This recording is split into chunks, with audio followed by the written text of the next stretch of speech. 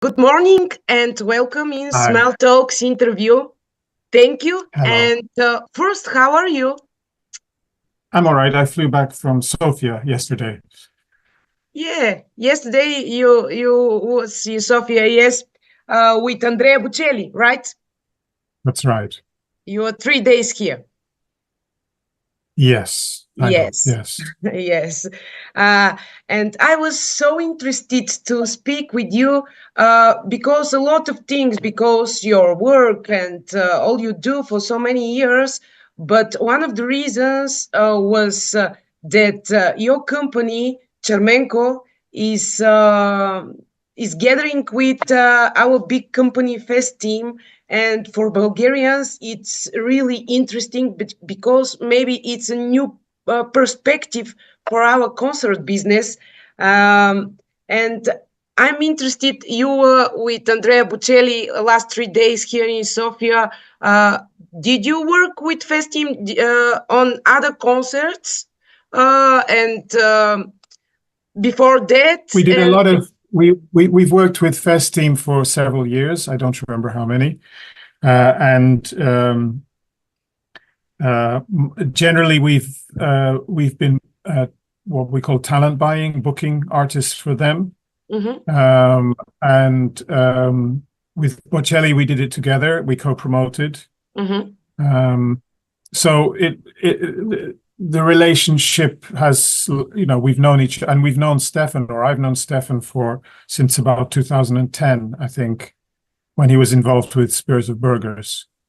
So we go back quite a long way. I think you already have an overview of the Bulgarian concert business. Kind of. I mean, obviously not to the same level of detail as, for example, Stefan Elenkov, but on the other hand, we've worked with quite a lot of different Bulgarian promoters over the years, Mm-hmm. more or less all of them, not all, but many. Mm-hmm. And some are no longer active, some are no longer on the planet. It's been quite difficult, I would say, because it's quite hard. There's a business culture, or it seems to have been a business culture, which was rather irresponsible, in my view. Where quite a lot of promoters, when they had a problem, which means losing money usually, they would run away.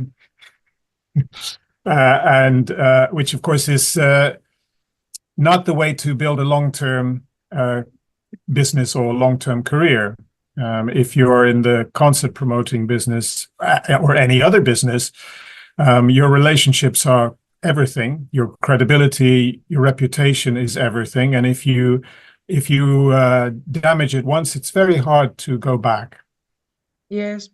And did you see something on which we have to work and we can improve, and the atmosphere will be better? I think that the whole, concert promoting, again, like many other businesses, is a process. You never get to a point where you can just relax and rest on your laurels. It's always a process. You're always learning. You're always making mistakes. You have successes and you have failures. You have to have more successes than failures, otherwise you don't survive. It's that kind of a business, because it's, even if you worked with the same artist in the same venue, it would still never be the same.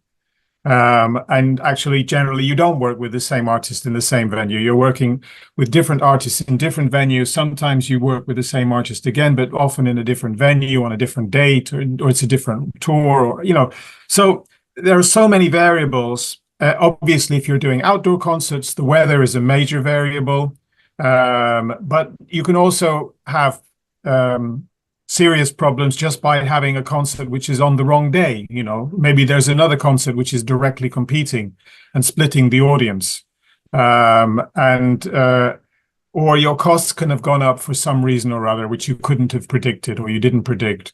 Or the artist is pushing for, more than you thought they would be. The deal you thought was turned into something a bit different. A lot of things are possible.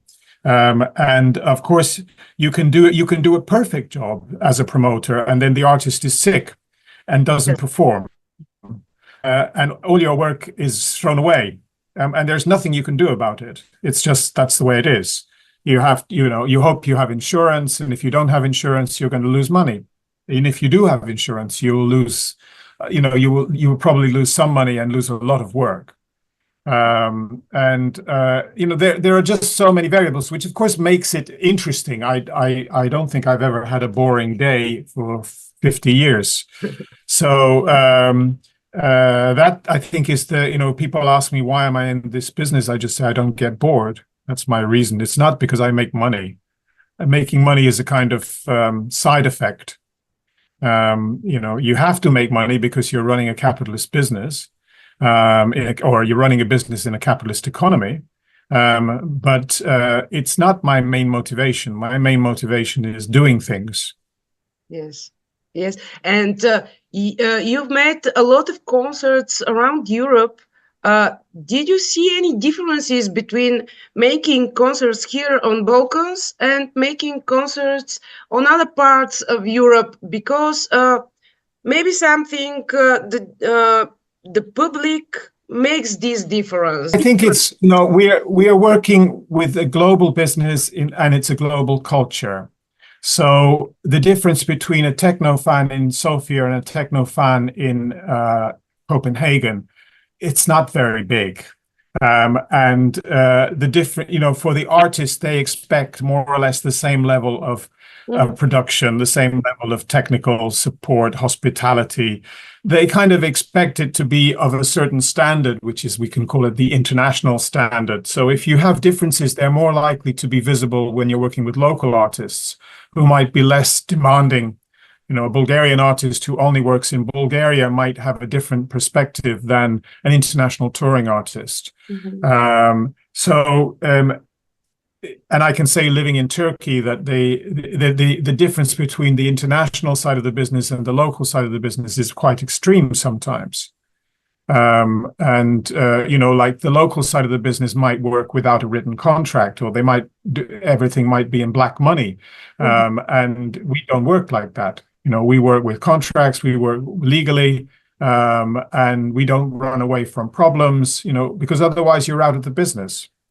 So it's, I think that's a major difference. But when audiences, of course, there are differences between audiences, but I don't think there are big differences between audiences.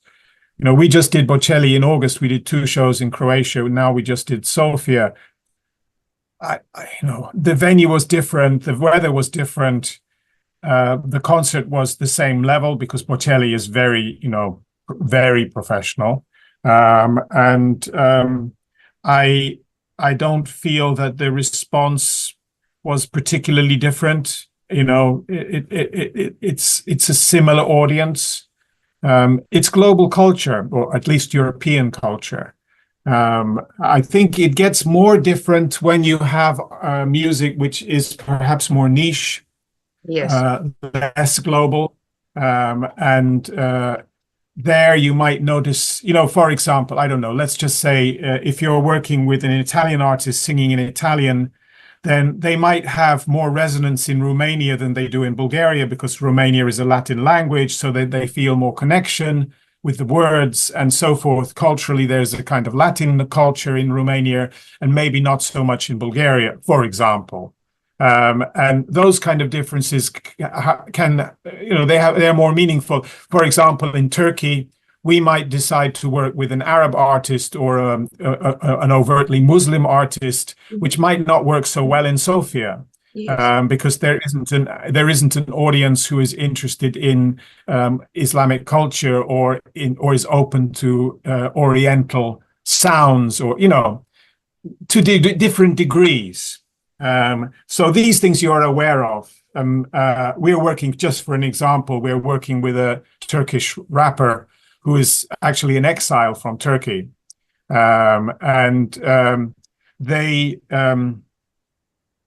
they have an audience which is mostly Turkish diaspora, but also Muslim diaspora, and then a little bit crossing over to a wider audience of hip-hop fans, so forth and so on. So you have to, as a promoter, understand this artist has this audience.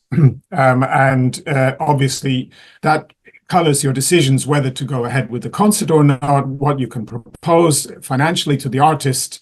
And it also, of course, influences your marketing.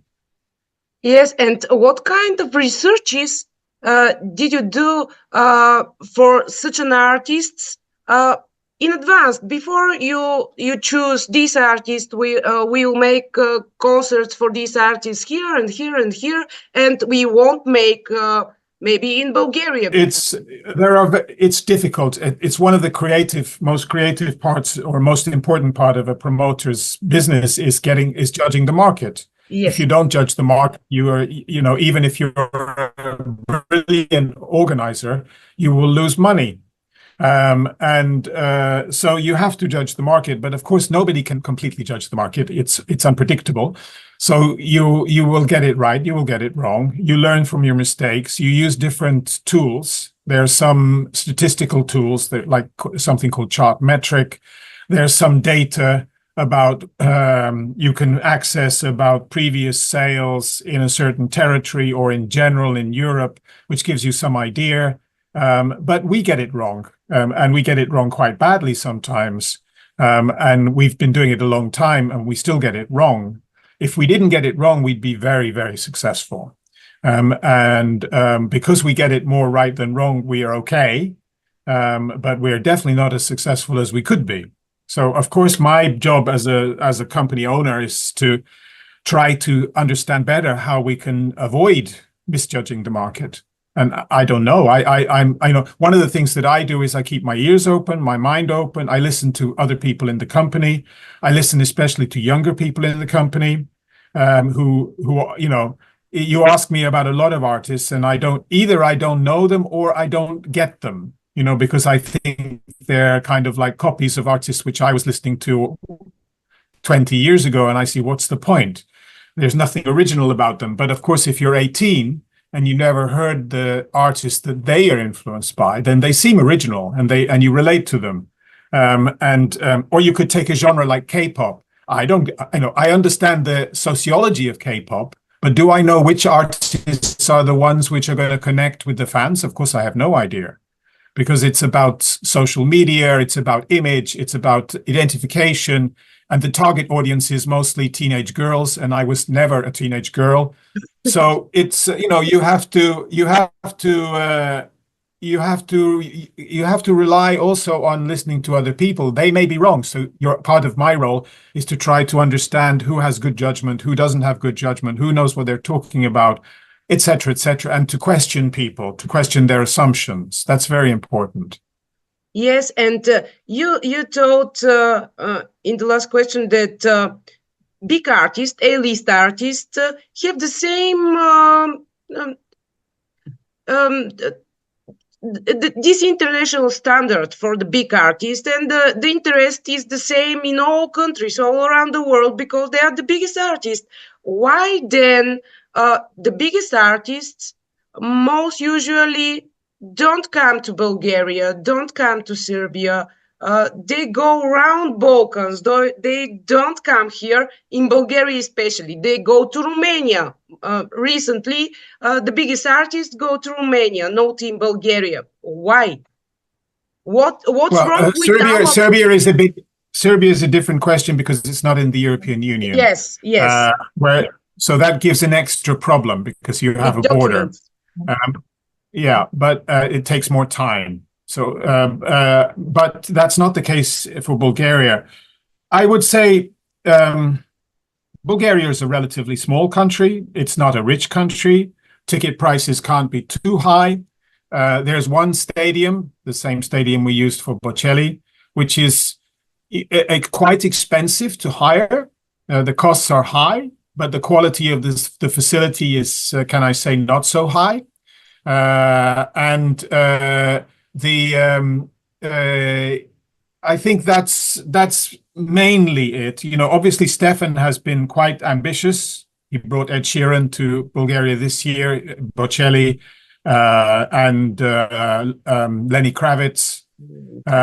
So that's quite a lot, actually, for a small market. There are other.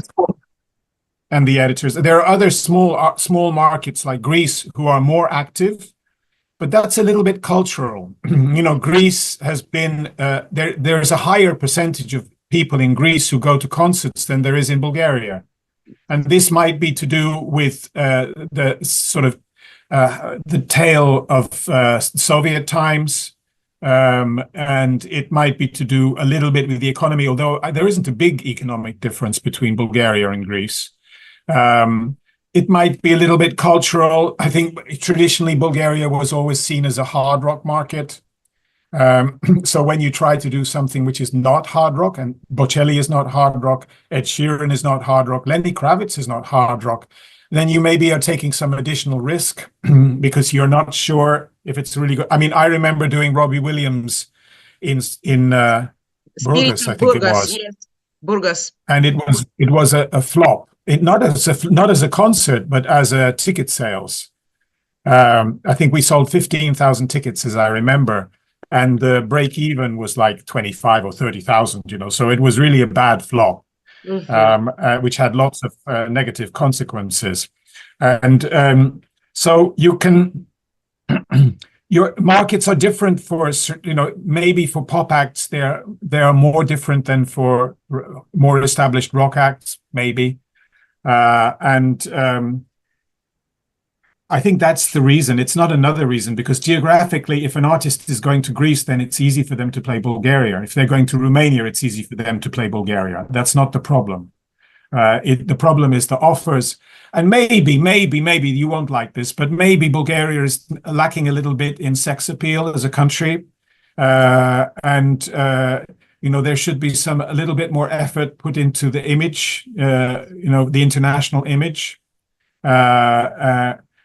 Obviously, Greece has major assets image-wise. It has its history, the ancient Greek ruins, and it has the islands, the holiday beaches and the island culture and all of that. So it has a big pluses, and Bulgaria is a little bit missing that.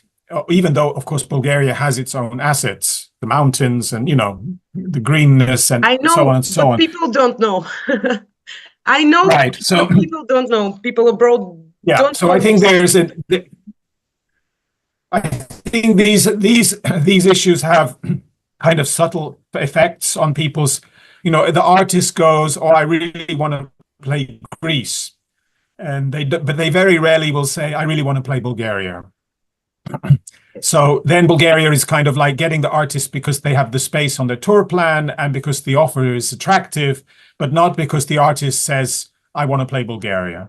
Yes, I understand you very well. Do you think that some of these negative consequences, maybe these ex-promoters, that didn't work well with artists in the past? For example, a big artist came in the past in Bulgaria, have had a bad experience. We've experienced that. Sure, we've experienced that. I think I don't know if I will annoy somebody, but it was the case with Andrea Bocelli that the last concert he played in Bulgaria was really a disaster organizationally. I wasn't involved, so I'm saying this as gossip because I don't know. I wasn't there, but that's what Bocelli's people said. So Bocelli's people didn't want to come back to Bulgaria. They felt Bulgaria was a really problematic country. So we had to work, talk with them for 2 years or nearly 2 years in order to not convince them to come to Bulgaria, but to make them feel that it would be okay, that it wouldn't be a disaster.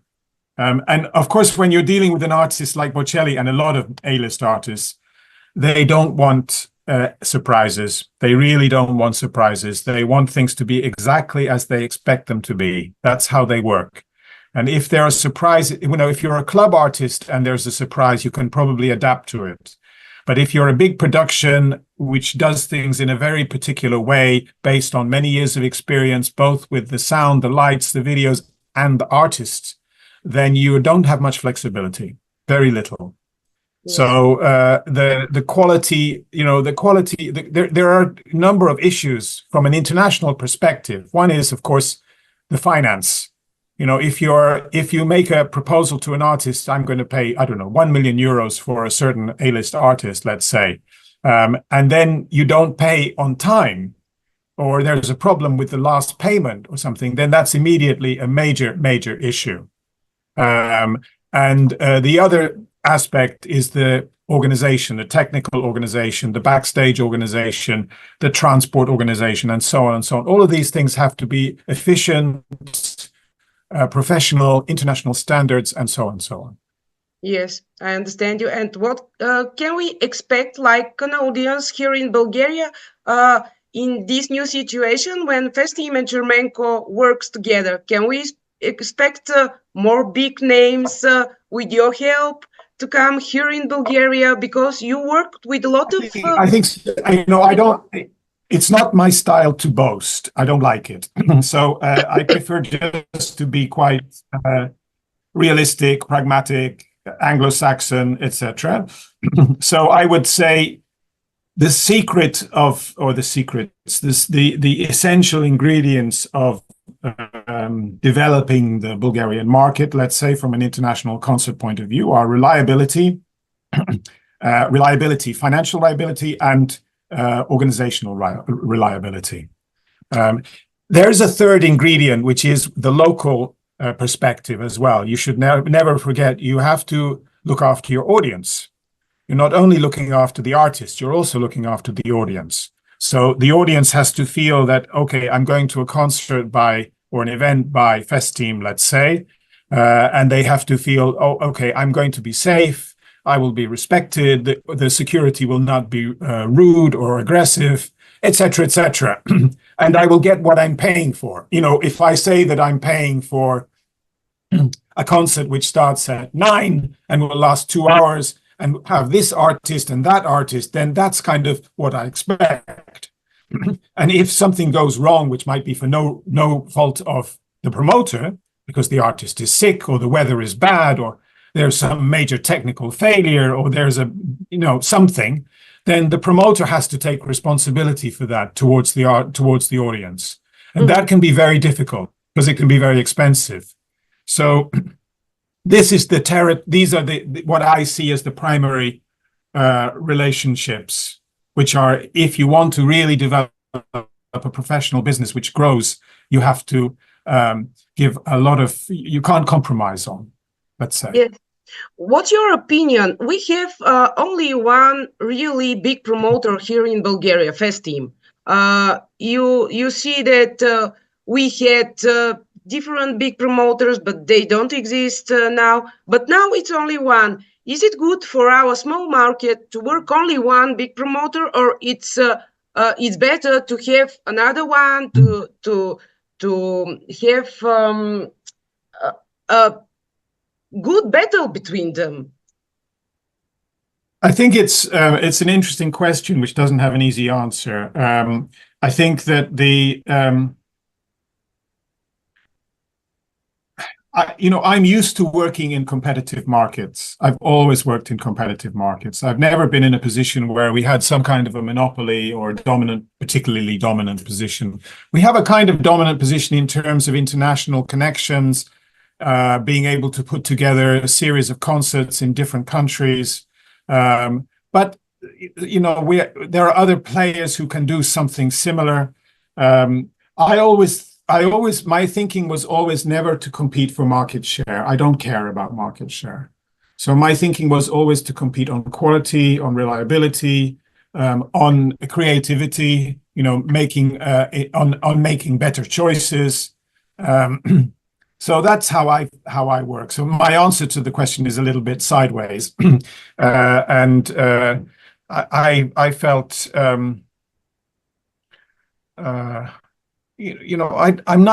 I prefer as a promoter to cooperate with other promoters. I prefer to have good relations with other promoters. And I recognize that one person can't do everything and can't know every genre, and can't control every venue, and so forth and so on. So I feel that the way to develop one's business is to focus on your own business and to be as good at it as you possibly can. And continue to learn. And always try to reinvent what you do. So that's my approach. I'm not saying it's the only approach or the best approach, but it's my approach. Yes, I understand.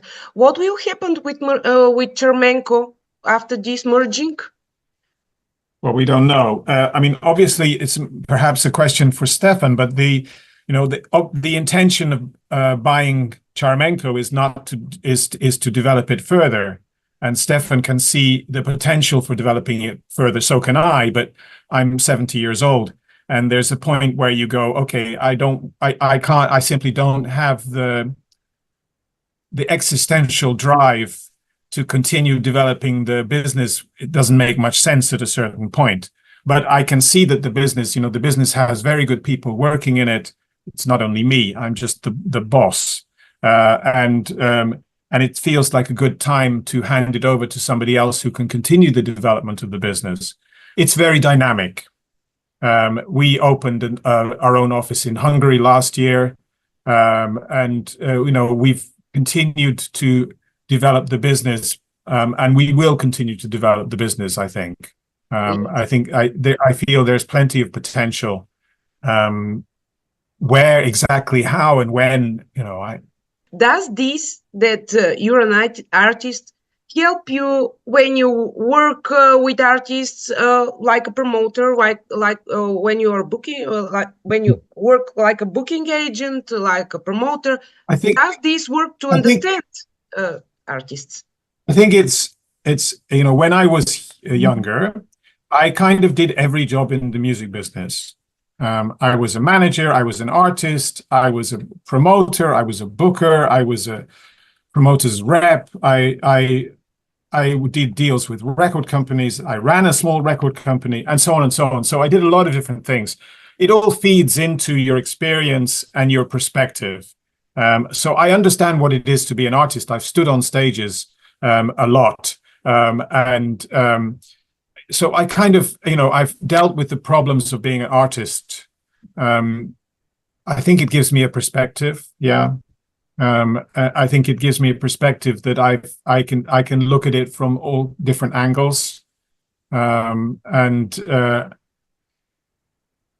to say how it changes anything, but I have a lot of empathy for artists. I don't view artists as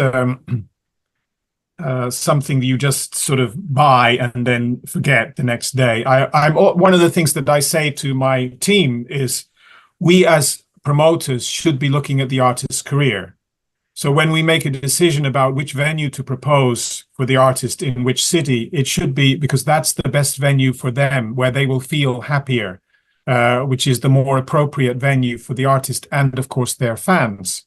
And it shouldn't just be, or it even primarily shouldn't be, a financial decision. Financially, you could say, well, we book the cheapest venue. Yes. But that might be really a bad idea, because you want to put the artist somewhere where both them and their fans are going to feel this was really great, perfect for us.